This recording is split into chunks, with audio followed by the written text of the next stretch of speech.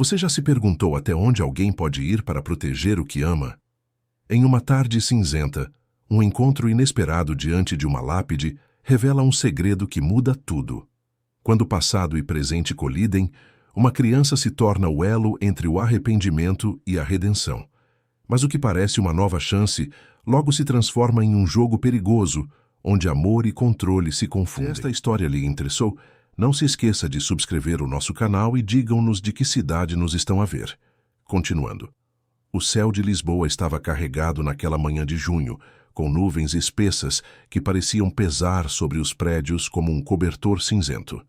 Felipe de Magalhães observava a cidade pela janela do 18º andar do seu escritório, as mãos cruzadas nas costas, o fato impecável a acentuar a postura ereta de quem nunca aprendeu a curvar-se diante de ninguém. Aos 63 anos, era dono de um império que começara com uma pequena construtora no bairro de Marvila e se transformara num conglomerado de aço e betão responsável por erguer alguns dos arranha-céus mais imponentes do país. O seu nome era pronunciado com respeito nos corredores corporativos, temido nas salas de negociação, admirado em revistas de negócios que estampavam a sua foto ao lado de manchetes sobre poder e ambição. Mas naquela manhã, como em todas as terceiras quintas-feiras do mês, Felipe não pensava em contratos, fusões ou lucros. Pensava em Ricardo, o filho único que perdera há exatos 3 anos, 2 meses e 17 dias. O acidente ainda era uma ferida aberta, um buraco que nenhuma quantia de dinheiro conseguia preencher. Ricardo conduzia pelo eixo norte-sul quando perdeu o controle do carro numa noite chuvosa. Disseram que foi rápido, que ele não sofreu, mas Felipe sabia que essas palavras eram apenas um consolo vazio para quem fica. A dor era dele, o peso da culpa era dele, e nenhuma versão suavizada da tragédia mudaria o facto de que ele nunca fora o pai que deveria ter sido. Felipe pegou no casaco escuro pendurado na cadeira e avisou a secretária que estaria fora pelo resto da tarde. Ela assentiu sem perguntar nada, já acostumada com aquele ritual mensal que se repetia com a precisão de um relógio. O motorista esperava na garagem, o carro preto a brilhar sob as luzes frias da cave. O trajeto até ao cemitério dos Prazeres era sempre silencioso, apenas o som abafado do trânsito lisboeta a penetrar pelas janelas fechadas. Felipe olhava para fora sem realmente ver nada, perdido em memórias que oscilavam entre o arrependimento e a saudade. Quando Ricardo era criança, Felipe estava sempre a viajar, a fechar negócios, a expandir a empresa. Acreditava que estar ausente era o preço necessário para garantir um futuro seguro ao filho, para deixar um legado sólido. Mas o menino cresceu sem a presença do pai, criado por amas, professores particulares e principalmente pela mãe, que morreu quando Ricardo tinha apenas 15 anos. Depois disso, a distância entre pai e filho tornara-se um abismo. Felipe tentara moldar o rapaz à sua imagem, pressionando-o a assumir responsabilidades na empresa, a frequentar as faculdades certas, a conhecer as pessoas certas. Ricardo obedecia, mas com um silêncio triste que Felipe nunca soube decifrar. Até que foi tarde demais. O cemitério estava vazio naquela tarde de inverno, com apenas algumas pessoas esparsas a caminhar entre as alamedas de mármore e granito. Felipe seguiu o caminho que conhecia de cor até ao jazigo da família, uma construção imponente de pedra clara com vitrais discretos e o apelido Magalhães, gravado em letras douradas. Era um monumento à riqueza e ao status, mas também um lembrete permanente de tudo o que o dinheiro não podia comprar de volta. Foi ao aproximar-se que Felipe percebeu que algo estava diferente. Havia alguém ali, ajoelhada no chão frio de pedra, diante da lápide de Ricardo. Uma jovem magra, a vestir um casaco surrado que já fora azul, mas agora era uma cor. Indefinida entre o cinza e o desbotado, segurava nos braços um embrulho de cobertores. Felipe parou a alguns metros de distância, a indignação a crescer no seu peito. Quem era aquela intrusa? O que fazia ali, a profanar o espaço sagrado da sua família? A jovem chorava baixinho, balançando o corpo para a frente e para trás, como se embalasse algo precioso. Foi então que Filipe viu um pedacinho de rosto entre os cobertores, uma criança pequena, tão magra quanto a mãe, com olhos escuros enormes que piscavam devagar. O empresário sentiu uma onda de raiva subir pela garganta. Aproximou-se, com passos firmes, a voz a sair grave e autoritária. Quem é você? O que está a fazer aqui? A jovem levantou o rosto assustada, as lágrimas a marcar trilhos nas bochechas pálidas. Ela não devia ter mais de 23, 24 anos, com cabelos castanhos presos de qualquer jeito e mãos trêmulas que apertavam o cobertor contra o peito. Eu vim visitar o pai da minha filha. As palavras caíram sobre Filipe como um balde de água gelada. Ele abriu a boca, mas nenhum som saiu. A jovem continuou, a voz embargada, mas determinada. O seu filho, senhor. O Ricardo, ele era o pai dela. Mentira, Filipe conseguiu dizer, mas a palavra soou oca até para os seus próprios ouvidos. A moça enfiou a mão no bolso do casaco e tirou uma fotografia machucada, manchada pelo tempo e pelas lágrimas. Estendeu-a para Filipe com dedos trêmulos.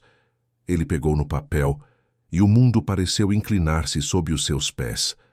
Na foto, Ricardo sorria, um sorriso genuíno que Filipe raramente vira nos últimos anos de vida do filho. Ele usava uma t-shirt simples, calças de ganga, estava sentado num sofá velho, a segurar um bebê minúsculo nos braços. Ao seu lado, a mesma jovem que agora estava ajoelhada no cemitério, também a sorrir, a cabeça apoiada no ombro dele. No verso da foto, uma caligrafia que Filipe reconheceu imediatamente, a letra de Ricardo, dizia: Mariana e Helena, o meu mundo inteiro. Filipe olhou para a criança nos braços da jovem. Olhou realmente pela primeira vez. A menina devia ter uns 3 anos, talvez um pouco mais, e tinha os mesmos olhos amendoados de Ricardo, a mesma curva do nariz, o mesmo formato do rosto que Filipe via nas fotos antigas de quando o filho era pequeno. Era impossível negar. Aquela criança carregava o sangue dos Magalhães, era a continuação de uma linhagem que Filipe acreditara ter morrido junto com o filho. Mariana. A jovem apresentou-se com a voz fraca, percebendo que Filipe estava a começar a entender. Eu conheci o Ricardo há 8 anos. Eu trabalhava como empregada de mesa num café perto da universidade dele. A gente apaixonou-se. Filipe sentiu as pernas fraquejarem e sentou-se no banco de pedra ao lado do jazigo, ainda a segurar a fotografia. Mariana continuou a falar. As palavras saíram em torrentes como se ela precisasse de contar tudo antes que perdesse a coragem. Ele não contava a ninguém sobre mim, eu sei. Disse que o senhor nunca ia aceitar, que o senhor queria que ele se casasse com alguém do mesmo nível social, alguém que ia ajudar nos negócios. Mas a gente amava-se de verdade, senhor. O Ricardo era um pai maravilhoso, visitava-nos sempre que podia, trazia fraldas, comida, brinquedos. A Helena nasceu 2 anos antes dele, antes do acidente. Ela tinha 1 ano e meio quando ele partiu. E você nunca me procurou? Filipe perguntou, a voz a sair mais dura do que pretendia. Nunca achou que eu tinha o direito de saber que tinha uma neta? Mariana abaixou a cabeça, envergonhada. Eu tentei, senhor. Fui até a empresa do senhor 3 vezes, mas nunca consegui passar da recepção. Diziam que o senhor não recebia ninguém sem marcação, que eu precisava de enviar uma carta a explicar o motivo da visita. Eu não sabia escrever direito, senhor. Mal terminei o ensino secundário. Achei que se iam rir de mim, que me iam chamar de mentirosa, de golpista. Então desisti. Filipe olhou para ela, para as roupas surradas, para os sapatos gastos, para a criança que usava um macacão remendado. Uma onda de vergonha passou por ele, mas foi rapidamente substituída por outra sensação, mais complexa. Era um misto de indignação, possessividade e horror, ao perceber que o seu sangue, a sua única ligação viva com Ricardo, estava a crescer na miséria. Onde vocês moram? Ele perguntou, a voz mais controlada agora. Mariana hesitou, mordeu o lábio inferior. A gente não tem um lugar fixo agora, senhor. Eu perdi o emprego depois que o Ricardo faleceu. Não consegui pagar a renda. Ficamos com uns conhecidos por um tempo, mas não dá para abusar da boa vontade dos outros, não é? Então temos ficado em abrigos, às vezes em casas de passagem. Eu consigo uns biscates aqui e ali, o suficiente para comprar comida para a Helena. Ela come sempre primeiro, senhor, sempre. Felipe sentiu o estômago revirar. A ideia de que a neta dele, a herdeira do Império Magalhães, estava a dormir em abrigos, a passar por necessidades, a crescer sem as condições mínimas de dignidade, era insuportável. Mas, ao mesmo tempo, uma parte fria e calculista da sua mente já estava a trabalhar, a avaliar a situação, a planear os próximos passos. Ele olhou para Mariana com uma expressão que tentava parecer compassiva. Você e a criança não podem continuar a viver assim. Isso não é digno. Não é certo. Mariana levantou os olhos, uma centelha de esperança a brilhar ali. Eu estou a fazer o meu melhor, senhor. Eu amo a minha filha mais que tudo. Eu só queria que o Ricardo estivesse aqui para ver como ela está a crescer linda, esperta. Ela é minha neta. Felipe interrompeu, e as palavras saíram com um peso que deixou o ar mais denso. Ela carrega o apelido Magalhães no sangue, mesmo que não no papel. Isso significa algo. Significa que ela merece mais do que a vida que você pode oferecer. Mariana ficou pálida, a abraçar Helena com mais força. O senhor está a dizer que eu não sou uma boa mãe? Não estou a dizer isso, Felipe respondeu, a escolher cada palavra com cuidado. Estou a dizer que você está a fazer o melhor que pode com os recursos que tem. Mas eu posso oferecer mais. Muito mais. Educação, de qualidade, saúde, segurança, um futuro garantido. Mariana abanou a cabeça, as lágrimas a voltar a rolar. Eu não vou abrir mão da minha filha, senhor. Ela é tudo o que eu tenho, tudo o que sobrou do Ricardo.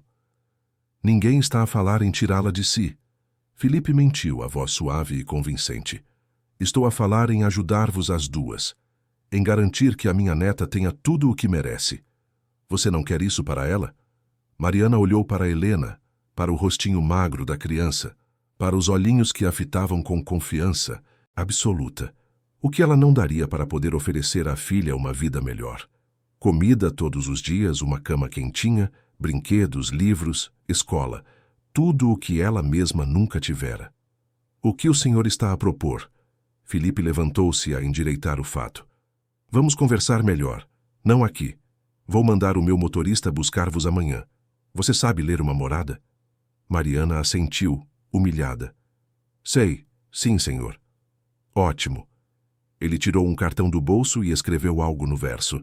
Esta é a morada do meu escritório. Às 2 da tarde. Vamos resolver isto de forma civilizada, a pensar no melhor para a Helena. Você concorda? Mariana pegou no cartão com dedos trêmulos e acenou que sim. Felipe olhou mais uma vez para a neta, a memorizar cada traço daquele rosto que era tão parecido com o de Ricardo em criança, e virou-se para ir embora. Antes de sair, olhou para trás. E Mariana, não falte. Isto é importante demais. Depois que ele se foi, Mariana ficou ali sentada por mais meia hora, a olhar para a lápide de Ricardo, para o nome gravado na pedra fria. Ela beijou a testa de Helena e sussurrou baixinho. O teu pai era um homem bom, meu amor. E eu acho que o avô dele também pode ser. A gente só precisa de acreditar que as coisas vão melhorar. Mas enquanto Mariana alimentava essa pequena esperança, Felipe já estava no carro, o telemóvel colado ao ouvido, a falar com um tom impessoal e objetivo. Pereira, preciso que faça uma investigação para mim. Completa. Uma jovem chamada Mariana, por volta dos 23, 24 anos, diz ter tido um relacionamento com o meu filho. Preciso de saber tudo. Onde morou, onde trabalhou, histórico, financeiro, criminal, tudo. E quero um teste de ADN discreto. Tenho amostras do Ricardo guardadas. Você sabe o que fazer. Do outro lado da linha, o investigador particular que trabalhava para Felipe há mais de 10 anos confirmou que cuidaria de tudo. Felipe desligou e ficou a olhar pela janela, o rosto fechado.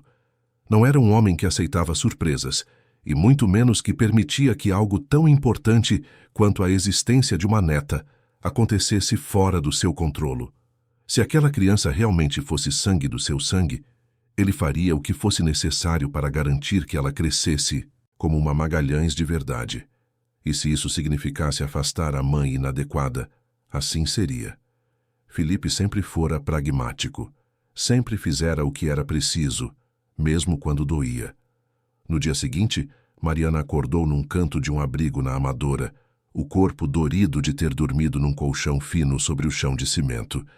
Helena ainda dormia, aconchegada contra ela, e Mariana teve cuidado para não acordar a filha enquanto se levantava.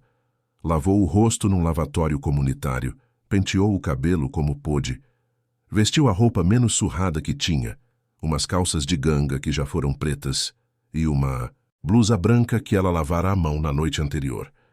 Arrumou Helena com o vestidinho mais bonito que possuíam, um presente que uma vizinha dera meses atrás, e saíram para apanhar o autocarro. A viagem até a zona da Avenida da Liberdade levou quase 2 horas, com Helena a cochilar no colo dela, enquanto o autocarro chacoalhava pelas ruas esburacadas. Mariana olhava pela janela, a ver a cidade mudar ao redor delas, os bairros pobres a dar lugar aos prédios altos e envidraçados, às lojas de grife, aos carros importados. Era um mundo que ela conhecia apenas de longe, um mundo onde jamais imaginara que teria permissão para entrar.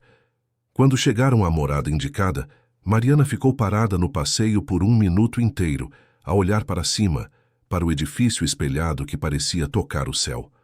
Um porteiro uniformizado observou-a com desconfiança, até que ela mostrou o cartão que Felipe lhe dera. Ele verificou uma lista, fez uma chamada e, finalmente, liberou a entrada. O elevador era forrado de espelhos e subia tão rápido que Mariana sentiu o estômago revirar.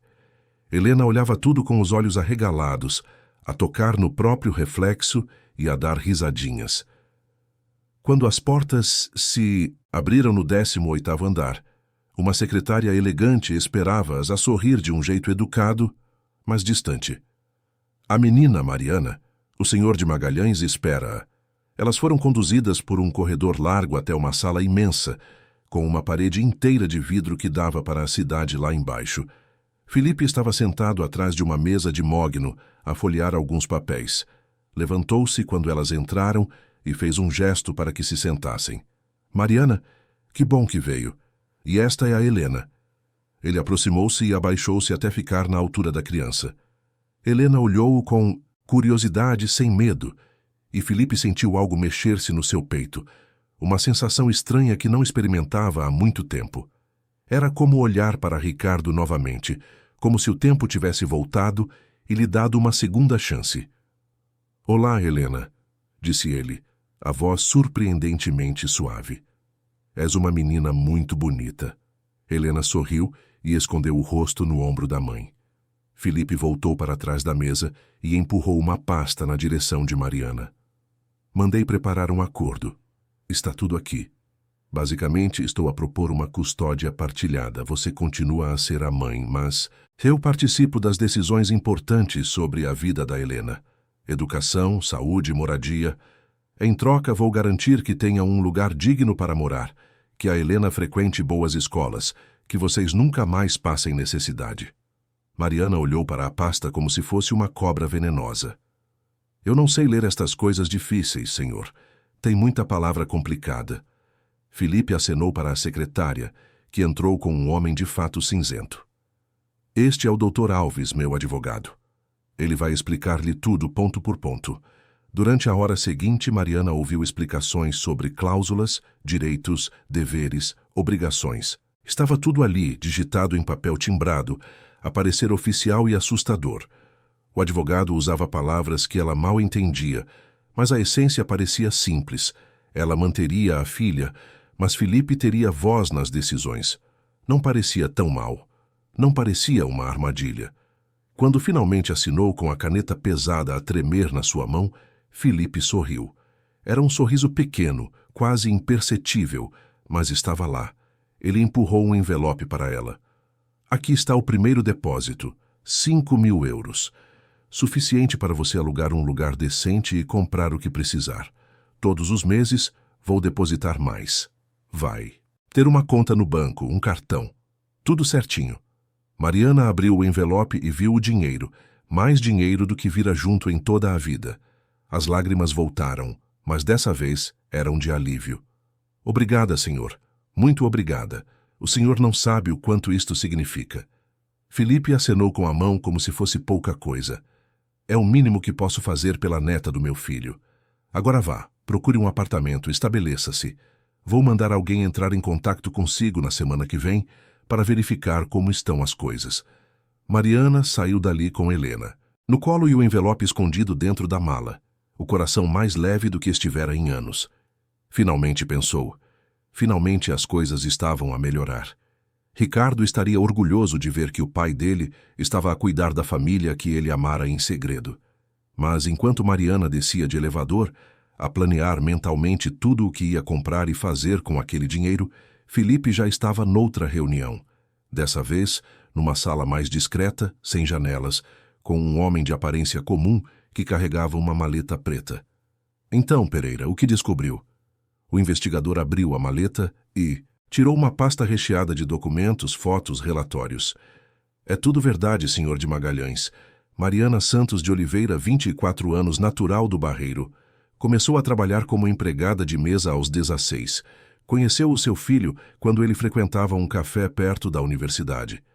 Há testemunhas que confirmam o relacionamento, fotos antigas dos dois juntos. A criança foi registrada com o nome do seu filho, paternidade confirmada no papel. E fiz o teste de ADN com os fios de cabelo que o senhor me forneceu. Compatibilidade de 99,9%. Ela é sua. Neta, sem sombra de dúvida. Felipe ficou em silêncio por um longo momento, a processar tudo. Depois assentiu. Ótimo. Agora vamos para a segunda fase. Preciso que encontre alguém. Alguém que saiba resolver problemas delicados. Alguém que me possa ajudar a afastar esta moça da vida da minha neta, sem levantar suspeitas. Pereira franziu a testa. Senhor de Magalhães, com todo o respeito, a moça parece ser uma boa mãe. Todos com quem conversei disseram que ela cuida bem da criança, que faz o possível com o que tem.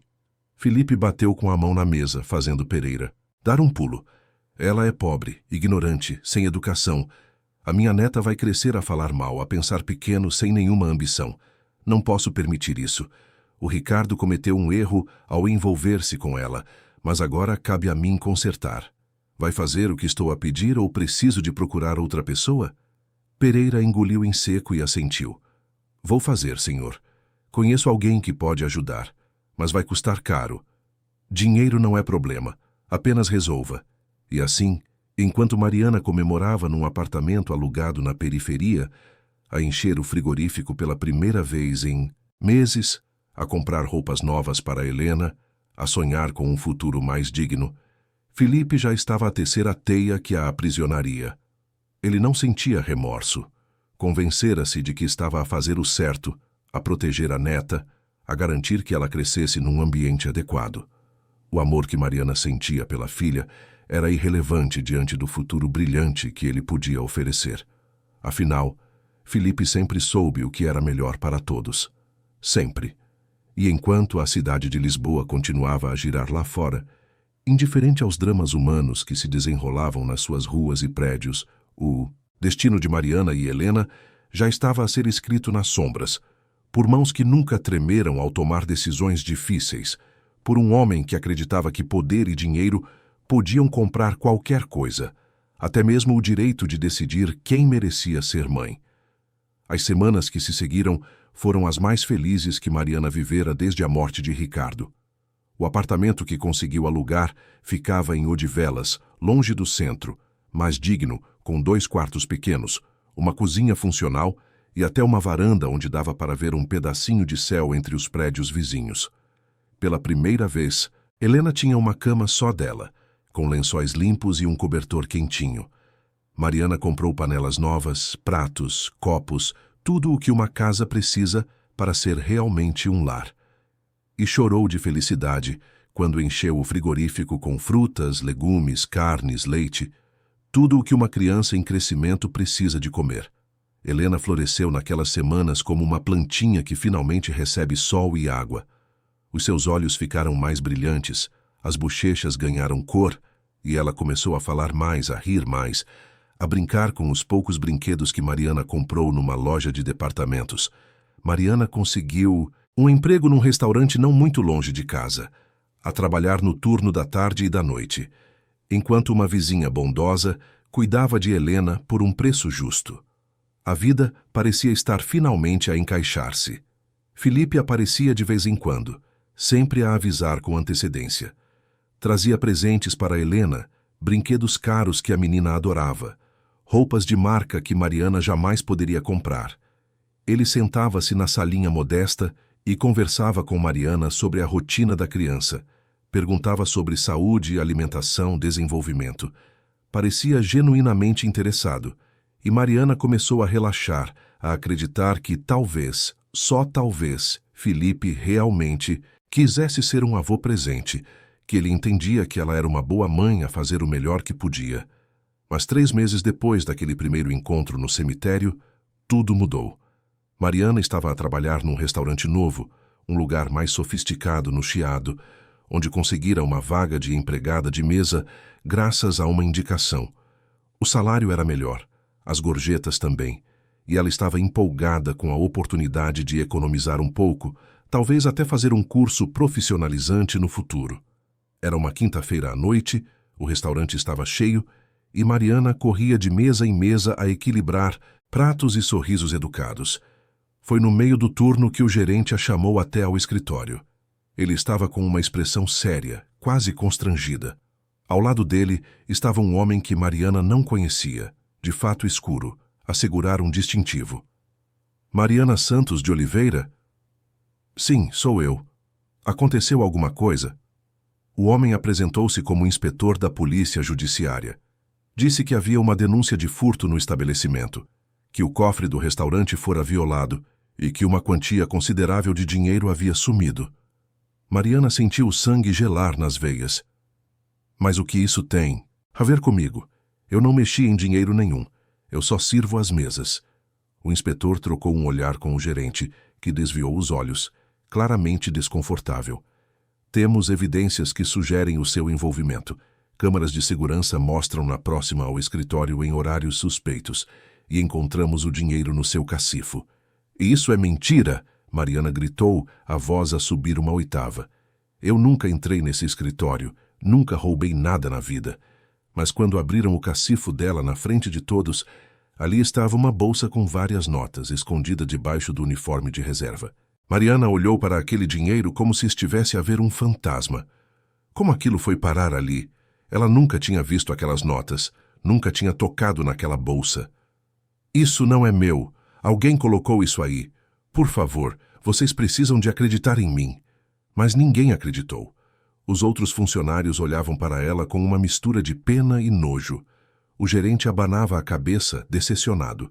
O inspetor algemou-a com uma frieza profissional e levou-a para fora do restaurante, sob os olhares curiosos dos clientes.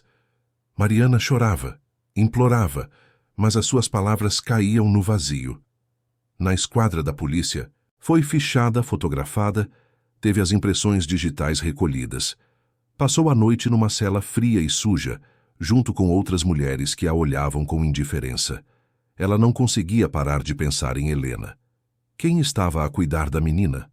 A vizinha ia ficar preocupada quando Mariana não voltasse para a buscar. E se achassem que ela tinha abandonado a filha? E se levassem a Helena para um abrigo?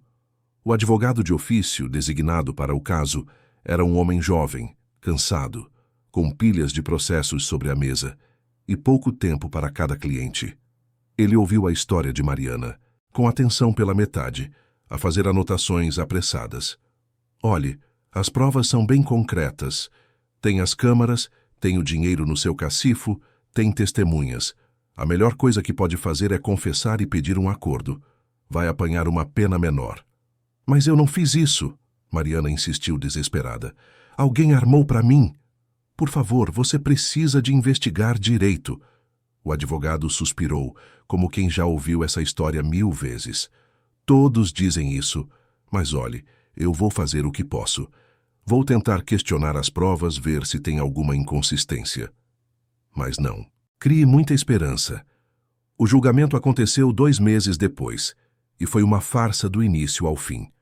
As câmaras mostravam Mariana a caminhar por um corredor próximo ao escritório, mas em nenhum momento a mostravam realmente a entrar ou a mexer no cofre. No entanto, testemunhas apareceram, funcionários que juraram tê-la visto a agir de forma suspeita, a olhar para os lados, nervosa. Mariana não conhecia aquelas pessoas, mal tinha conversado com elas, mas ali estavam, a apontar o dedo, a destruir o pouco de credibilidade que lhe restava. O procurador era ambicioso, eloquente, construiu um caso perfeito sobre uma mulher pobre, desesperada por dinheiro, que aproveitou a oportunidade para roubar o patrão. Falou sobre os seus antecedentes de pobreza, sobre o facto de ter uma filha para criar sozinha, sobre a necessidade que leva pessoas a cometerem crimes. O advogado de ofício fez o que pôde, mas as suas palavras soaram fracas diante da montanha de provas fabricadas. Quando o juiz deu a sentença, Mariana sentiu o chão abrir-se sob os seus pés. 20 anos de reclusão em regime fechado por furto qualificado. 20 anos. Helena tinha 3 anos. Quando Mariana saísse, se saísse, a filha seria uma mulher adulta. Ela gritou e implorou, mas os seguranças seguraram-na e arrastaram-na para fora do tribunal. Na semana seguinte, Felipe entrou com um pedido de guarda definitiva de Helena, alegando que a mãe estava presa e que a criança precisava de um ambiente estável. O juiz, vendo um empresário respeitável a oferecer uma vida de conforto para a menina, concedeu a guarda sem muita hesitação. Helena foi retirada da casa da vizinha que cuidava dela e levada para a mansão de Felipe num bairro nobre de Lisboa. A menina chorou por dias a pedir à mãe a perguntar quando ela ia voltar. Felipe, com a ajuda de uma psicóloga infantil que ele pagava generosamente, construiu uma narrativa cuidadosa. A mamãe estava doente, precisava de um tratamento especial longe dali, mas amava muito a Helena e ia voltar quando ficasse boa. Helena, com apenas 3 anos, não tinha ferramentas para questionar. Apenas aceitava o que lhe diziam, mesmo que o seu coração doesse de uma forma que ela não sabia explicar. A mansão era enorme, cheia de quartos vazios e corredores silenciosos. Helena ganhou um quarto maior que o apartamento inteiro onde morara com a mãe, com uma cama enorme, estantes cheias de livros e brinquedos, um guarda-roupa repleto de roupas caras. Mas nada daquilo preenchia o vazio que sentia. À noite, acordava a chorar, a chamar pela mãe, e era a ama, uma senhora gentil, mas distante, chamada Lourdes, quem vinha consolá-la. Felipe tentava ser um avô presente, mas não sabia como. Não sabia brincar, não sabia contar histórias, não sabia dar o tipo de afeto que uma criança pequena precisa. Ele garantia que Helena tivesse tudo o que precisava em termos materiais, que frequentasse os melhores médicos, que começasse na melhor escola particular assim que tivesse idade. Mas amor, o tipo de amor incondicional que Mariana dava, isso ele não sabia oferecer. Enquanto isso, no estabelecimento prisional de Tires, Mariana enfrentava um inferno diário. A superlotação era sufocante, com celas feitas para 8 pessoas a abrigar 20. O cheiro era insuportável, uma mistura de suor, mofo e desinfetante barato. A violência era constante, tanto entre as reclusas quanto por parte de algumas guardas que pareciam ter perdido qualquer resquício de humanidade. Mariana aprendeu rapidamente a manter a cabeça baixa, a não se meter em confusões, a fazer o que mandavam sem questionar. Mas a pior tortura não era física. Era a saudade de Helena. Era acordar todos os dias a saber que a sua filha estava a crescer sem ela, que estava a perder cada sorriso, cada palavra nova, cada passo no desenvolvimento da menina. Mariana agarrava-se às lembranças como a um salva-vidas. O cheiro do cabelo de Helena, a risada gostosa, o jeito como ela dizia mamã com a voz fininha. Para não enlouquecer, Mariana começou a escrever cartas. Conseguiu papel e caneta através de um programa do estabelecimento prisional e escrevia para Helena todas as semanas. Contava sobre o dia a dia, inventava histórias para entreter a filha, desenhava bichinhos nas margens do papel, dizia o quanto a amava, o quanto tinha saudade, o quanto esperava pelo dia em que poderiam abraçar-se de novo. Endereçava as cartas para a mansão de Filipe, a confiar que ele as entregaria à neta. Mas as cartas nunca chegavam. Filipe tinha instruções claras para que toda a correspondência vinda do estabelecimento prisional fosse interceptada. Algumas ele abria e lia, a sentir uma pontada de algo que poderia ser remorso, mas que ele rapidamente sufocava. A maioria ele simplesmente destruía, a jogar no triturador de papel do escritório, a apagar mais um pedacinho da conexão entre mãe e filha. Os anos foram passando com uma lentidão cruel. Helena cresceu, deixou de ser uma criança pequena e tornou-se uma menina, depois uma adolescente. Filipe matriculou-a nas melhores escolas, contratou professores particulares para garantir que ela se destacasse em tudo. Helena era inteligente e estudiosa, mas havia nela uma tristeza que nenhum sucesso acadêmico conseguia apagar. Ela lembrava-se vagamente da mãe, mais como uma sensação do que como uma pessoa real.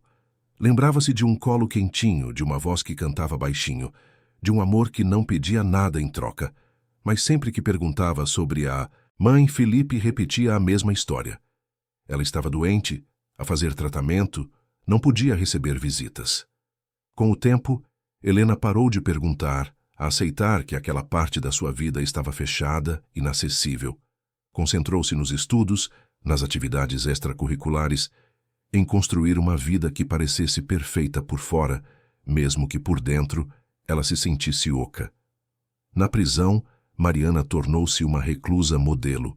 Trabalhou na biblioteca do estabelecimento prisional, ajudou outras presas a aprenderem a ler e a escrever, participou de todos os programas de reinserção social disponíveis, estudou sobre leis, sobre direitos, sobre processos de revisão de sentença. Fez amizade com uma advogada que dava aulas voluntárias e que ficou comovida com a sua história. A advogada prometeu investigar o caso quando pudesse, mas tinha tantos outros casos, tantas outras injustiças para tentar consertar. Mariana continuava a escrever cartas para Helena, mesmo sem saber se elas chegavam. Era a sua forma de manter a sanidade, de manter viva a esperança de que um dia seria mãe de novo, não apenas de nome, mas de facto. Ela contava os dias, a marcar cada um num calendário improvisado feito no verso de papel reciclado. 20 anos pareciam uma eternidade, mas ela prometia a si mesma que sobreviveria, que voltaria, que encontraria a sua filha e explicaria tudo. Se estivesse no lugar de Mariana, conseguiria manter a esperança depois de tantos anos separada da sua filha? O que faria para não perder a fé? Conte-nos nos comentários. Enquanto isso, do lado de fora dos muros da prisão, Helena estava a formar-se no ensino secundário com honras, a tirar notas excepcionais em tudo, a ser aceite nas melhores universidades. Filipe estava orgulhoso. Via nela a herdeira perfeita que sempre sonhara ter. Ela era inteligente, determinada, tinha a mesma fibra que ele, a mesma capacidade de foco e disciplina. Matriculou-a em gestão de empresas, já a planear o dia em que ela assumiria parte do Império Magalhães. Mas Helena sentia que algo estava errado. Não conseguia nomear o que era, mas havia um vazio dentro dela que nenhuma conquista preenchia. Tinha amigas, mas nenhuma amizade profunda. Teve alguns namorados, mas nunca conseguiu entregar-se de verdade, sempre a manter uma parte de si protegida, trancada. À noite, quando estava sozinha no quarto enorme da mansão, olhava para o teto e sentia uma solidão tão grande que doía fisicamente.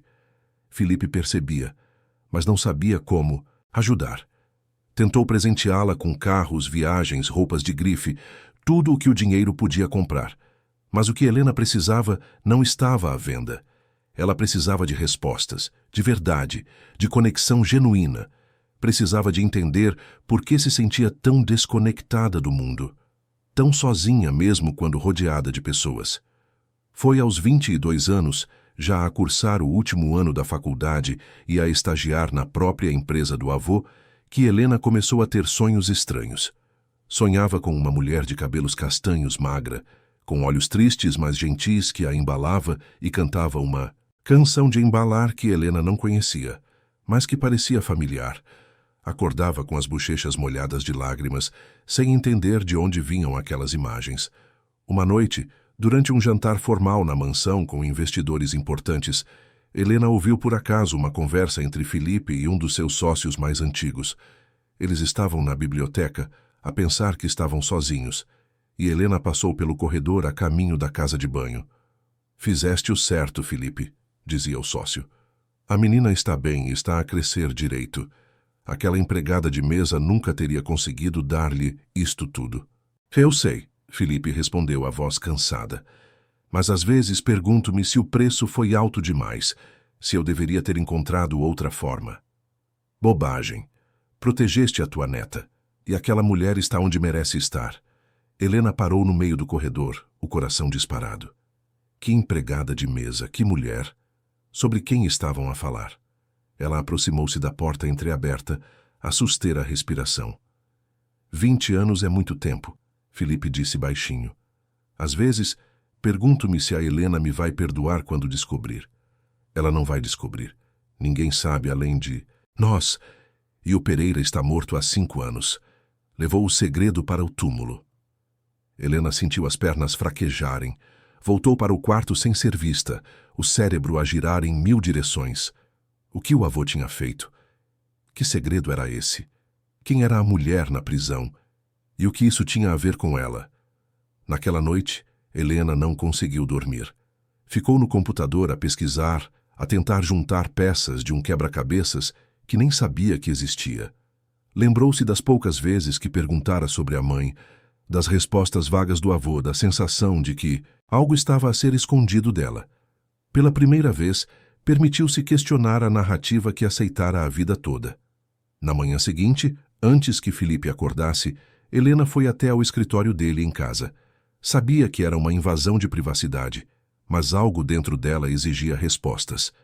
Começou a procurar em gavetas, em arquivos, em pastas antigas, e foi numa caixa no fundo de um armário trancado, cuja chave ela encontrou numa gaveta secreta da secretária, que achou a primeira carta. A caligrafia era irregular, como de alguém que não tinha muita prática em escrever, mas as palavras eram carregadas de amor. "Minha querida Helena", dizia a carta, "a mamã pensa em ti todos os dias. A mamã te ama mais que tudo neste mundo. A mamã vai voltar para ti, eu prometo." Helena leu aquela carta, e depois outra, e outra, e outra. Havia dezenas delas, todas endereçadas a ela, todas a falar de um amor incondicional, de uma saudade que sangrava pelas palavras, de uma mulher que nunca desistira de ser mãe, mesmo quando tudo conspirava contra ela. As lágrimas corriam pelo rosto de Helena sem que ela percebesse. Aquelas cartas eram da sua mãe. A sua mãe não estava doente. A sua mãe estava presa. E o avô sabia. O avô sempre soube. O avô tinha escondido tudo dela. Quando Felipe entrou no escritório horas depois e encontrou Helena sentada no chão, cercada de cartas espalhadas, o rosto marcado por lágrimas, ele soube que o castelo de mentiras que construíra estava finalmente a desmoronar. E pela primeira vez em décadas, Felipe de Magalhães sentiu medo.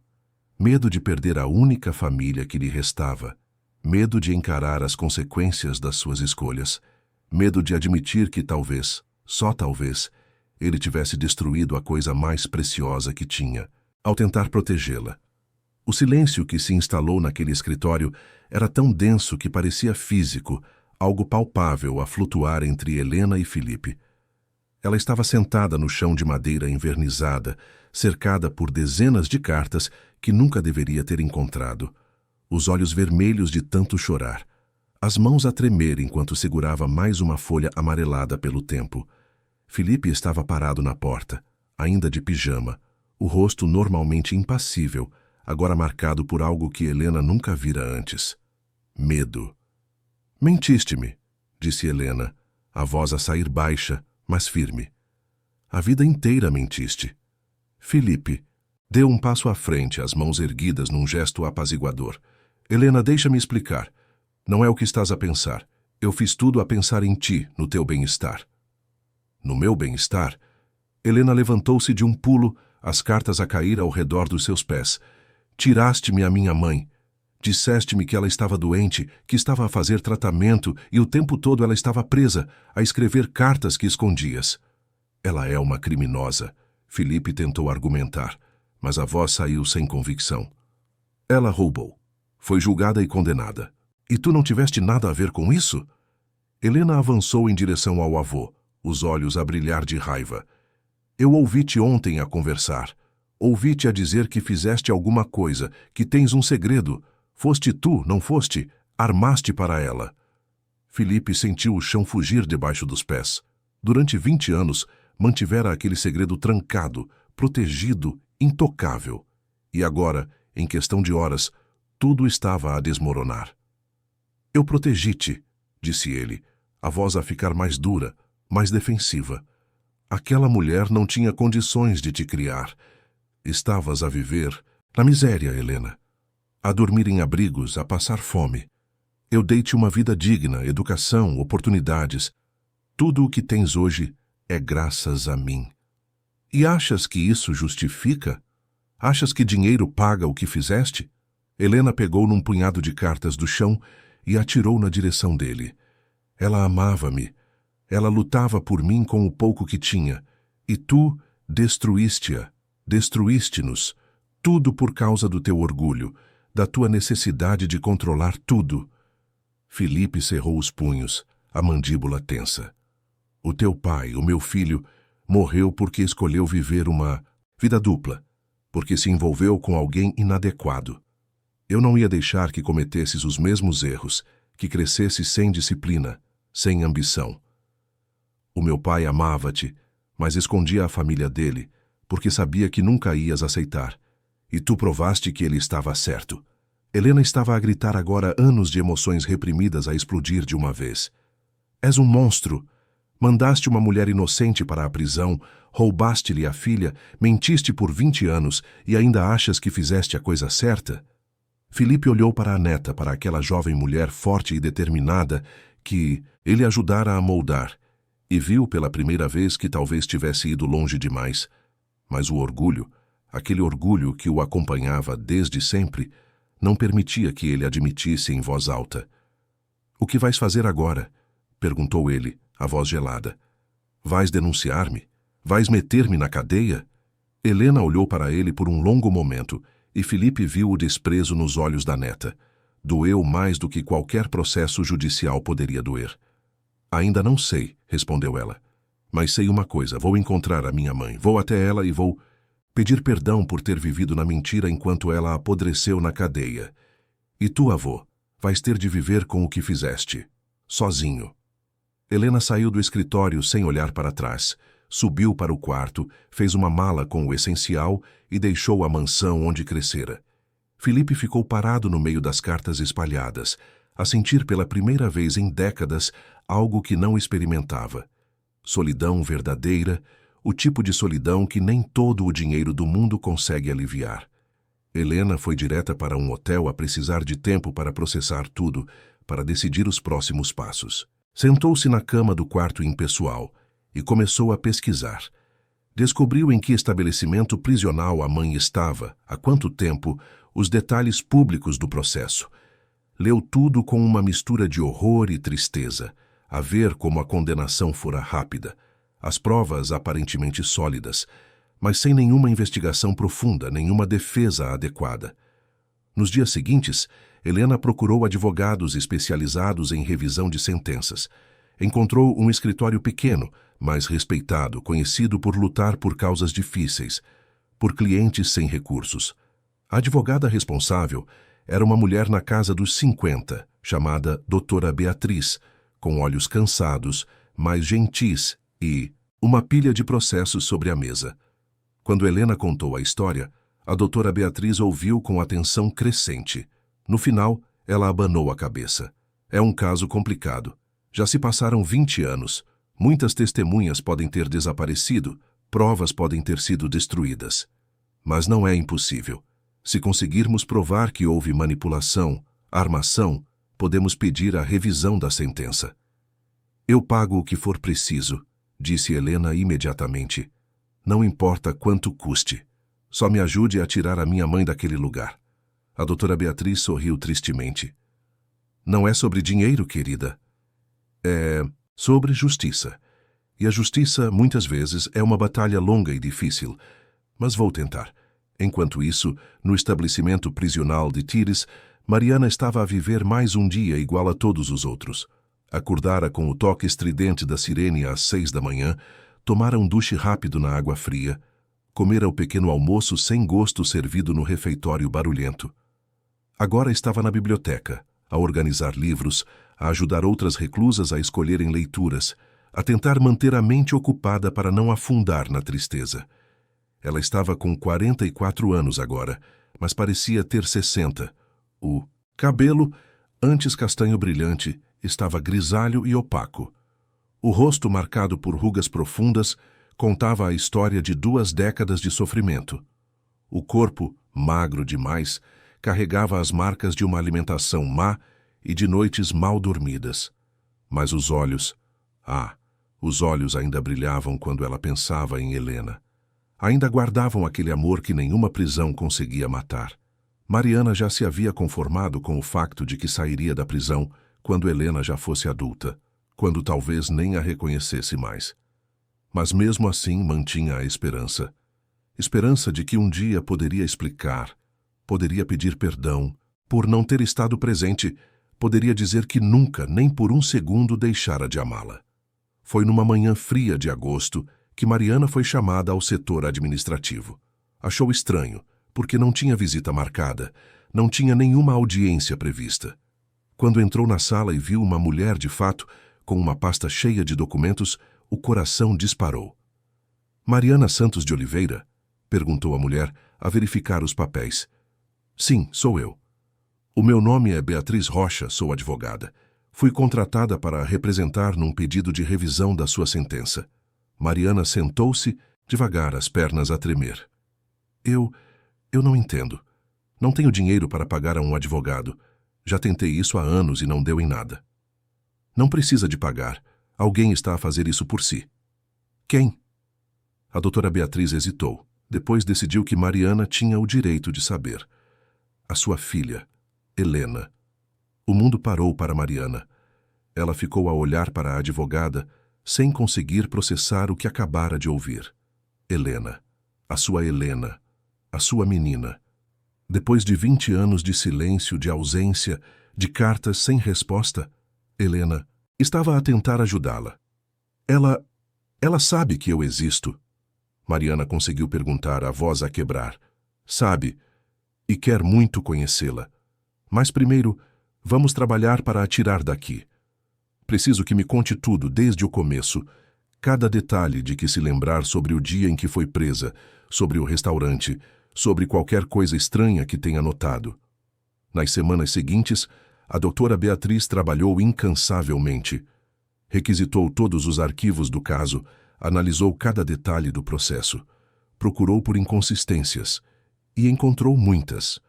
As imagens das câmaras de segurança tinham cortes estranhos, edições mal feitas que não foram questionadas na época.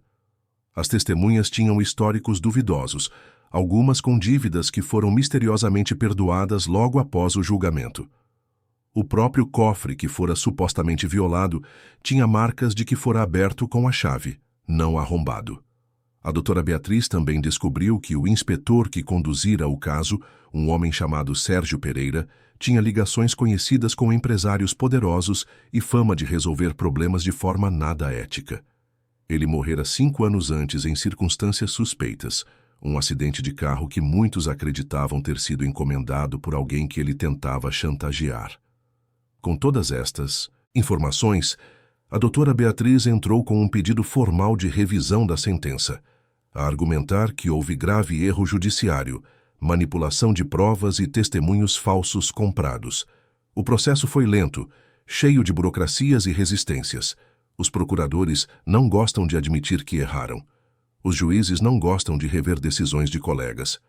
Mas a doutora Beatriz não desistiu. Enquanto isso, Helena estava a reconstruir a sua vida longe de Felipe. Alugou um apartamento pequeno, mas aconchegante. Começou a trabalhar numa ONG que ajudava mulheres vítimas de injustiças no sistema penal. Pela primeira vez na vida, sentia que estava a fazer algo que realmente importava, algo que tinha propósito além de aumentar lucros e construir impérios. Mas a culpa consumia-a. Todas as noites, pensava na mãe presa enquanto ela crescia em luxo. Pensava em todos os aniversários que Mariana perdera, todas as formaturas, todos os momentos importantes que lhes foram roubados. E chorava, sozinha no escuro, a desejar poder voltar no tempo e fazer diferente. Foi numa tarde chuvosa de novembro que a doutora Beatriz ligou para Helena com a notícia que mudaria tudo. "Conseguimos", disse ela, a voz emocionada. O juiz aceitou o pedido de revisão. Com base nas novas evidências e nas irregularidades encontradas, ele anulou a sentença. A sua mãe será libertada amanhã. Helena desabou em lágrimas, uma mistura de alívio, alegria e nervosismo. Amanhã. Amanhã finalmente conheceria a mãe de verdade, não apenas através de cartas antigas e memórias embaçadas. Amanhã poderia abraçá-la, pedir perdão, começar a reconstruir o que fora destruído. Na manhã seguinte, Helena estava em frente ao estabelecimento prisional 1 hora antes do horário marcado. A andar de um lado para o outro, o coração a bater tão forte que parecia que ia sair do peito. Quando os portões finalmente se abriram e uma figura magra de cabelos grisalhos e roupas velhas saiu a carregar apenas uma mochila surrada, Helena soube imediatamente que era ela. Mariana piscou sob a luz do sol, depois de 20 anos, a ver apenas o cinza da prisão. Olhou ao redor, desorientada, e os seus olhos encontraram os de Helena. Por um longo momento, as duas apenas se olharam, a atravessar a distância que as separava não apenas fisicamente, mas emocionalmente, temporalmente. Foi Helena quem deu o primeiro passo, depois outro, e outro, até que estava a correr, e Mariana também corria, e elas encontraram-se, no meio do caminho, a abraçar-se com uma força que parecia querer compensar 20 anos de abraços perdidos. "Mãe." Helena chorava, o rosto escondido no ombro de Mariana. "Desculpa, desculpa por tudo. Desculpa por não ter procurado antes. Desculpa por ter acreditado nas mentiras." Mariana segurava a filha como se tivesse medo de que ela fosse desaparecer a qualquer momento. "Não tens nada que pedir desculpa, meu amor. Nada disto foi culpa tua. Era só uma criança. Eu é que peço desculpa por não ter conseguido proteger-te, por ter deixado que te tirassem de mim." Elas ficaram ali abraçadas a chorar, enquanto o mundo continuava a girar ao redor.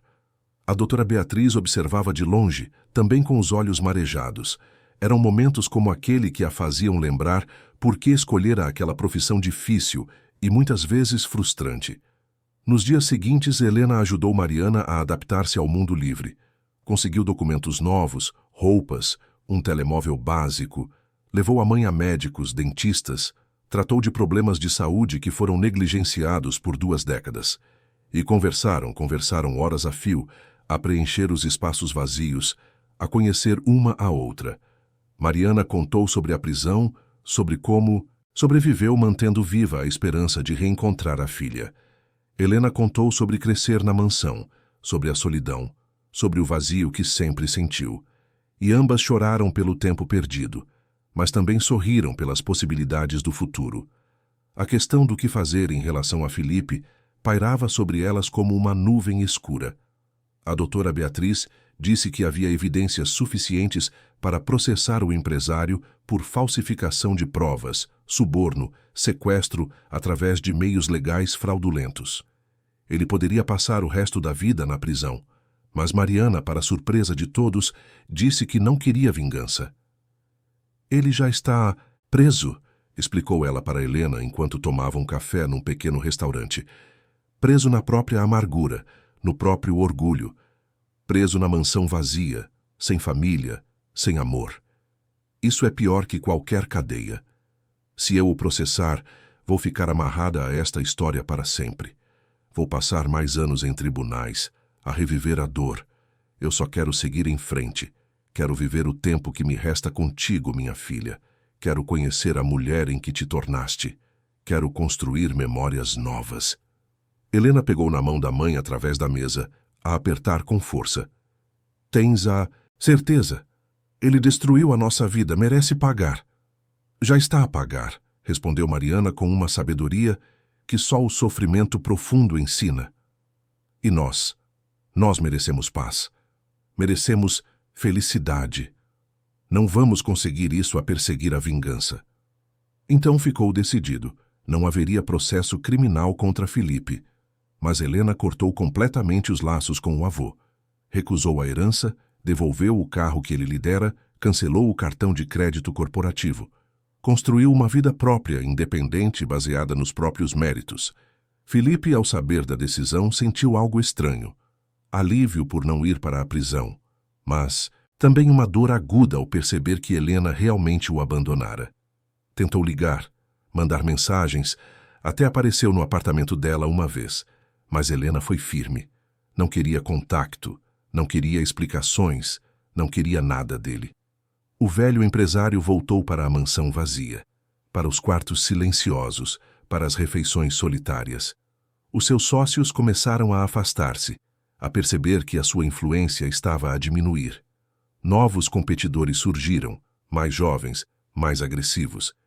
E Felipe não tinha mais energia para lutar.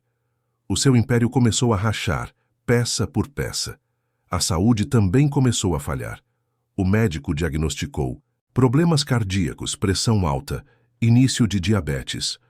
Prescreveu remédios, recomendou mudanças no estilo de vida, sugeriu que Felipe passasse mais tempo com a família, reduzisse o estresse. Mas que família? Felipe estava sozinho, e era tarde demais para consertar o que quebrara. Uma noite, sozinho no escritório onde tudo começara, Felipe abriu a gaveta onde guardava uma foto antiga de Ricardo em criança.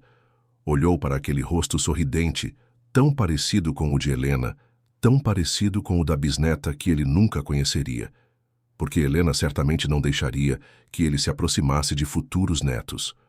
E pela primeira vez em décadas, Felipe de Magalhães chorou. Chorou pelo filho que perdera, pela neta que afastara, pelas escolhas que fizera, pelo império que construíra sobre mentiras e que agora desmoronava deixando apenas cinzas. Enquanto isso, num apartamento simples, mas cheio de amor, na zona sul de Lisboa, Mariana e Helena preparavam o jantar juntas, a rir de piadas bobas, a planear o futuro. Mariana conseguira um emprego numa empresa de limpeza, o único trabalho que conseguiu com o histórico de ex-presidiária, mesmo que injustamente. Mas o dono da empresa, um homem chamado Jorge, que também tinha uma história de injustiça, na família tratava-a com respeito e dignidade. Helena continuava a trabalhar na ONG, a ajudar outras mulheres como a mãe, a lutar para mudar um sistema que permitia que inocentes fossem presos, enquanto culpados ricos compravam a sua liberdade. E à noite, mãe e filha sentavam-se no sofá, viam TV, conversavam sobre o dia, a recuperar aos poucos os 20 anos que lhes foram roubados. Não era uma vida luxuosa. Não tinham mansões, carros importados, roupas de grife, mas tinham uma a outra. Tinham amor verdadeiro, o tipo que sobrevive a prisões, mentiras e décadas de separação. E isso descobriram. Juntas era infinitamente mais valioso que qualquer fortuna. Os meses seguintes trouxeram uma rotina que Mariana jamais pensara que teria novamente. Uma rotina normal, simples, livre. Acordava cedo, preparava o café enquanto Helena ainda dormia, arrumava-se para o trabalho com as roupas modestas mais limpas que conseguira comprar com o primeiro salário. O trajeto até a empresa de limpeza era longo, mas ela não se importava. Cada minuto no autocarro, a olhar pela janela para a cidade que lhe fora proibida por tanto tempo, era um lembrete de que estava viva, de que tinha uma segunda chance. Jorge, o dono da empresa, era um homem na casa dos 50 com cabelos grisalhos e um sorriso gentil que iluminava o rosto marcado pelo sol e pelo trabalho duro. Ele próprio trabalhava junto com os funcionários, não se considerava superior a ninguém. Quando Mariana contou a sua história, à espera de rejeição ou desconfiança, ele apenas abanou a cabeça com tristeza. A minha irmã passou por algo parecido, contou ele. Foi acusada injustamente de um crime que não cometeu. Passou 10 anos a lutar para limpar o nome. Quando finalmente conseguiu, o estrago já estava feito. Perdeu o marido, Os filhos afastaram-se. A saúde ficou abalada. Então eu entendo, Mariana. Entendo o que é carregar uma condenação que não se merece.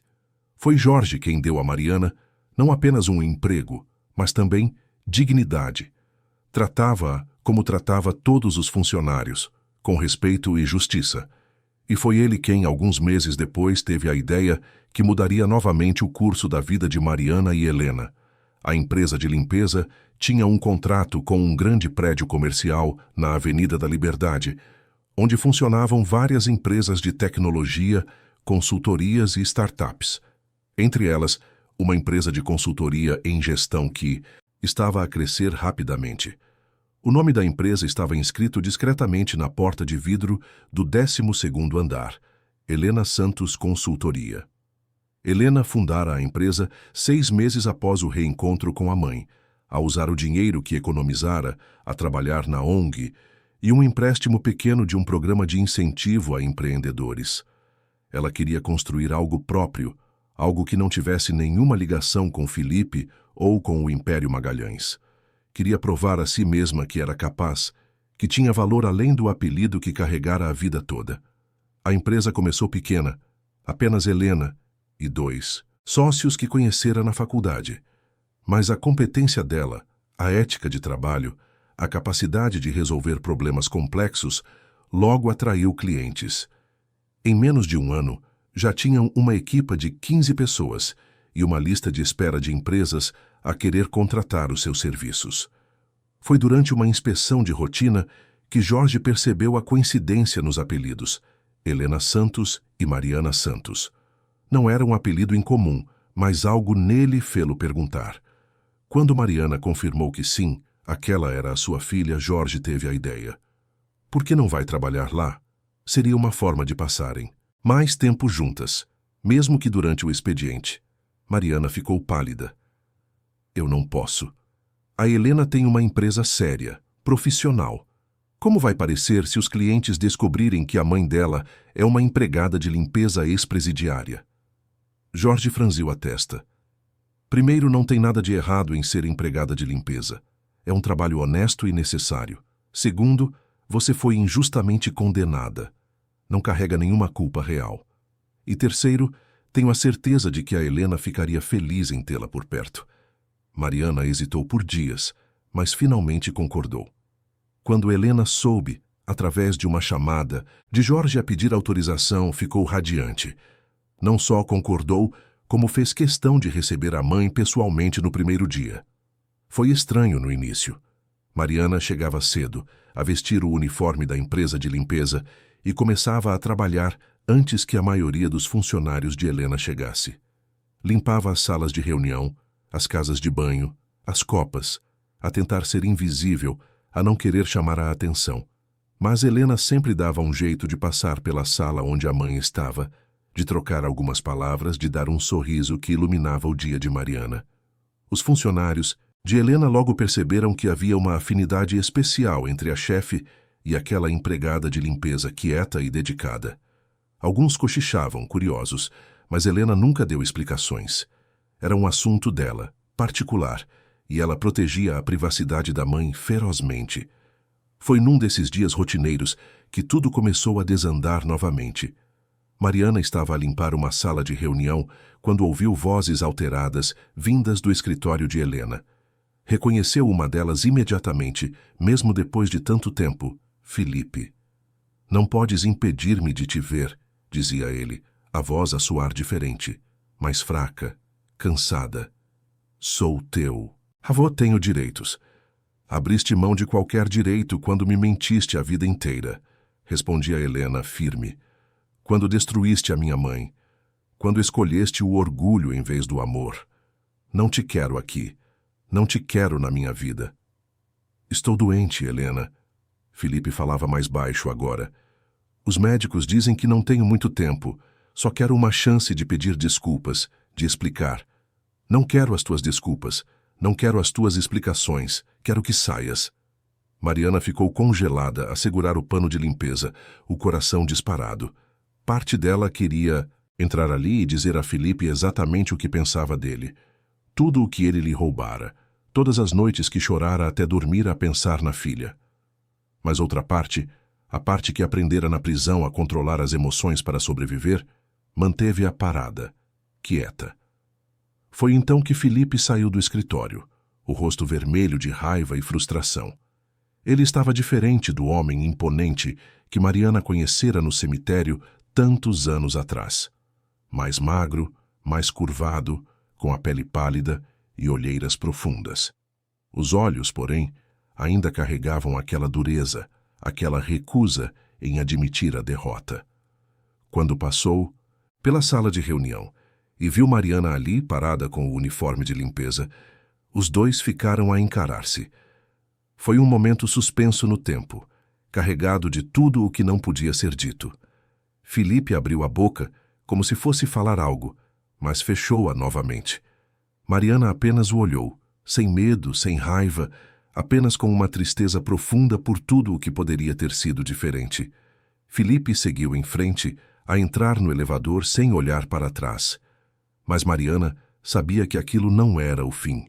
Conhecia homens como ele, homens que não aceitavam ser contrariados, que lutavam até ao último suspiro pelo controlo. E estava certa. Nos dias seguintes, Felipe começou uma campanha silenciosa para afastar Mariana da vida de Helena novamente. Ligou para Jorge, a oferecer somas absurdas de dinheiro se ele despedisse Mariana e a realocasse para qualquer outro lugar, longe da empresa da neta. Jorge recusou educadamente na primeira vez, com mais firmeza na segunda, e desligou o telemóvel na cara dele na terceira. Felipe então tentou usar os seus contactos, pessoas que lhe deviam favores, para pressionar Jorge a fechar a empresa de limpeza. Mas os seus contactos já não eram tão leais como antes. O Império Magalhães estava a enfraquecer. As notícias sobre os métodos questionáveis de Felipe tinham vazado discretamente no mundo corporativo, e ninguém queria associar-se a um homem em declínio. Desesperado, Felipe apareceu na empresa de limpeza pessoalmente, a entrar como um furacão no pequeno escritório, onde Jorge atendia clientes. Mariana estava lá, a entregar relatórios de serviços concluídos, e ficou pálida ao vê-lo. "Quanto quer?" perguntou Felipe, a atirar um livro de cheques sobre a mesa de Jorge. "Quanto custa para mandar esta mulher embora?" Jorge levantou-se devagar, a mandíbula tensa. "A Mariana é minha funcionária, uma excelente funcionária, e não está à venda." "Toda a gente tem um preço", insistiu Felipe, a voz a subir. 100.000? 200.000? Meio milhão? Mariana deu um passo à frente, a voz a sair mais firme do que ela mesma esperava. "Pode parar. Não vai conseguir afastar-me da Helena de novo. Já tentou isso uma vez e olhe no que deu. Perdeu-a. Perdeu tudo. E isso é culpa sua, não minha." Felipe virou-se para ela, os olhos a brilhar de raiva. "Destruíste o meu filho. Se ele não se tivesse envolvido, contigo ainda estaria vivo." Mariana sentiu as lágrimas picarem nos olhos, mas não deixou que caíssem. "O Ricardo amava-me de verdade. E amava a Helena. A gente era feliz, mesmo com pouco. Se ele tivesse morrido a saber que a filha ia ficar bem, teria morrido em paz. Mas você garantiu que nem isso ele tivesse. Garantiu que fôssemos separadas, que eu sofresse, que a Helena crescesse sem mãe. Isso é culpa sua, Felipe. Só sua." O velho empresário ficou em silêncio, a respiração pesada. Por um momento, pareceu que ia realmente ouvir, que ia entender. Mas então, o orgulho, aquele maldito orgulho, voltou. "Vou destruir-te de novo se for preciso. Vou inventar outro crime, vou subornar quem for necessário, vou..." "Não vai", interrompeu Jorge, a voz calma, mas firme. "Porque desta vez nós sabemos do que é capaz. Desta vez temos advogados, temos amigos, temos gente que acredita em nós. Pode ter dinheiro, Felipe, mas já não tem poder, não sobre nós." Felipe olhou de um para o outro, a perceber pela primeira vez que realmente não tinha mais controle sobre a situação. Saiu do escritório a cambalear, mais velho e quebrado do que nunca. Foi Helena quem viu o avô a sair do prédio onde ficava a empresa de Jorge. Ela estava a passar por ali para ir buscar a mãe para almoçarem juntas, um ritual que tinham aos sábados. Quando viu Felipe a entrar no carro, Ao parecer doente e derrotado, sentiu uma pontada de algo que poderia ser pena, mas que rapidamente foi substituída por determinação. Naquela noite, Helena conversou com Mariana sobre tudo o que estava a acontecer. Sentadas na pequena varanda do apartamento, a ver a cidade acender-se com as luzes da noite, mãe e filha decidiram juntas que era hora de pôr um ponto final naquela história. Vamos procurá-lo, disse Helena. Vamos deixar claro que não queremos nada dele, mas também não vamos mais fugir. Vamos olhar nos olhos dele e dizer que seguimos em frente, com ou sem a aprovação dele. Mariana concordou, a saber que aquilo era necessário para ambas terem paz verdadeira. Alguns dias depois, combinaram encontrar-se com Felipe num lugar neutro, o cemitério onde tudo começara, diante do túmulo de Ricardo. Felipe chegou alguns minutos depois delas a andar devagar, apoiado numa bengala que não usava antes. Olhou para as duas, para aquela cena que deveria ter existido desde sempre, mãe e filha juntas, unidas, fortes. Vim dizer uma coisa, começou Helena, a voz firme, e vais ouvir. A minha mãe criou-me com amor nos primeiros anos da minha vida. Tu criaste-me com luxo depois. Mas sabes qual eu prefiro? O amor. Sempre o amor. Porque o dinheiro não aquece quando estás com medo, não conforta quando estás triste, não enche o vazio que fica quando cresces sem saber quem realmente és. Mariana apertou a mão da filha, a dar-lhe força para continuar. Tentaste controlar tudo, prosseguiu Helena. Tentaste decidir quem era adequado, quem merecia fazer parte da família. Mas o amor não funciona assim. O amor não respeita classes sociais, apelidos, impérios. O meu pai entendeu isso. Por isso ele foi feliz, mesmo escondido. E tu nunca vais entender, por isso nunca foste feliz de verdade. Felipe olhou para o túmulo do filho, para o nome gravado na pedra fria. Eu fiz tudo errado, disse ele baixinho, a voz a quebrar. Eu sei. Passei a vida a achar que sabia o que era melhor para todos, mas só causava dor. O Ricardo tentou mostrar-me que havia outro jeito de viver, mas eu não escutei. E agora estou a morrer sozinho, numa casa vazia, sem ninguém que realmente se importe. Mariana sentiu aquela pontada de compaixão que sempre a definia, mesmo depois de tudo o que sofrera. Pode mudar isso, disse ela suavemente. Pode escolher, aqui e agora, ser diferente. Não estamos a pedir que seja nosso amigo. Não estamos a pedir que faça parte da nossa vida. Mas estamos a dizer que pode ter paz. Pode parar de lutar, de tentar controlar, de se martirizar. Pode simplesmente deixar ir. Deixar ir o quê? A raiva, o orgulho, a necessidade de estar sempre certo. Deixar-nos viver em paz e viver você também em paz, com o tempo que lhe resta. Felipe ficou em silêncio por um longo momento, a olhar para o túmulo do filho. Depois, surpreendendo a si mesmo, assentiu. Vocês merecem ser felizes. Merecem mais do que eu dei. E eu não sei se mereço perdão, mas gostaria de o pedir mesmo assim. Helena trocou um olhar com Mariana. A mãe assentiu quase imperceptivelmente. Não vamos dizer que está... Tudo bem, falou Helena, porque não está. Fizeste coisas terríveis, causaste uma dor que vai demorar anos a curar completamente, mas estamos dispostas a seguir em frente sem amargura. Isso é o mais próximo do perdão que podemos oferecer agora. Felipe acenou que entendia. Não era a reconciliação que talvez secretamente desejasse, mas era mais do que merecia. E pela primeira vez em décadas, sentiu um peso a ser tirado dos ombros. Eles despediram-se ali mesmo, cada um a seguir o seu caminho. Felipe voltou para a mansão vazia, mas com um pouco menos de peso na consciência. Mariana e Helena foram para o apartamento simples, mas cheio de vida, a saber que, finalmente, estavam livres do passado. Nos meses que se seguiram, a vida das duas floresceu. A empresa de Helena continuou a crescer, não porque tinha conexões poderosas ou dinheiro infinito, mas porque era boa, ética, competente. Mariana foi promovida na empresa de Jorge, tornando-se supervisora de uma equipa, a ganhar o respeito de todos pela dedicação e pelo carinho com que tratava o trabalho e as pessoas. Elas criaram novos rituais, almoços de domingo, caminhadas no parque aos sábados, noites de cinema em casa, ver filmes antigos.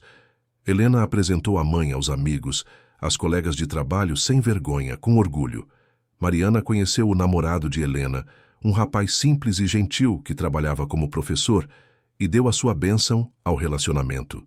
E todos os meses, na terceira quinta-feira, as duas iam juntas ao cemitério visitar Ricardo. Levavam flores, limpavam a lápide, conversavam com ele sobre as novidades, contavam sobre a vida que estavam a construir, sobre os planos para o futuro, sobre como estavam a honrar o amor que ele tivera por elas mesmo diante de todas as dificuldades. Felipe faleceu 2 anos depois daquele encontro no cemitério. A doença cardíaca que os médicos diagnosticaram finalmente venceu. Estava sozinho quando partiu, num quarto de hospital particular, sem ninguém a segurar a sua mão. O enterro foi concorrido por obrigação, cheio de empresários e sócios que compareceram mais pela aparência do que por afeto genuíno. Helena e Mariana foram ao funeral, mas ficaram no fundo, a observar de longe. Não sentiam alegria pela morte dele, mas também não sentiam tristeza profunda. Sentiam apenas o fecho de um ciclo, o fim de uma era marcada por mentiras e controlo. Quando todos foram embora e o cemitério ficou vazio, elas aproximaram-se do túmulo de Felipe, bem ao lado do túmulo de Ricardo. Helena deixou uma única flor sobre a terra ainda fresca. "Espero que tenhas encontrado paz", disse ela baixinho.